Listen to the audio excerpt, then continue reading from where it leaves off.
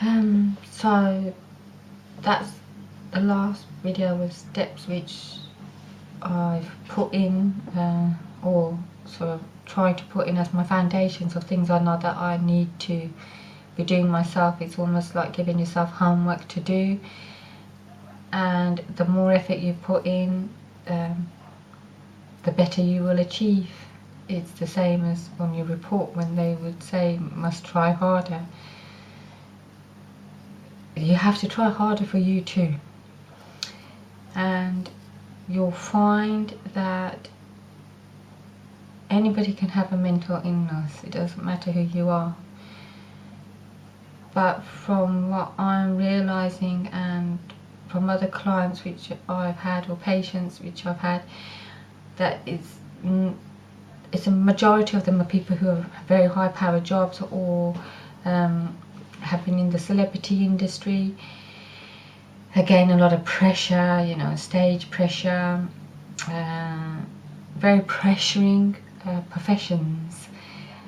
And you normally find it's them because they want to try so hard to do best and they struggle to switch off, or the adrenaline's very high and then there's nothing. Like you're doing the project or you're doing the acting for something, and then once the set's finished, it's finished, and then it's that low after the high, because it's constantly happening. They almost drain themselves out and can't find the medium or the tools in the right place, or when to open up the toolbox to help them.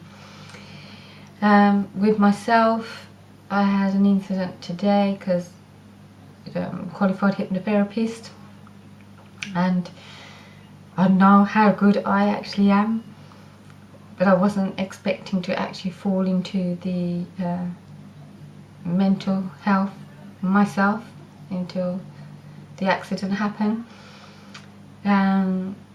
It just showed me that even if you've been through it once, it can happen again, and it doesn't mean it's always the same again. There's triggers. It's a case of knowing what the triggers are. I don't know, like they say, once a smoker, always a smoker. It's just whether you take that cigarette. Once a drinker, always a drinker. It's just whether you take that drink. I don't know.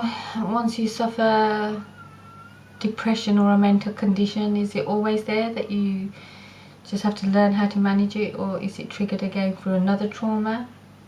I thought mine had gone, but having this other trauma has just brought all the anxiety and the feelings again. But as I said today, my neighbour texted me asking how I was. I picked up the phone to talk to her. She couldn't talk because she'd lost her voice, so she was whispering. I said, come round and I'll give you some hypnotherapy.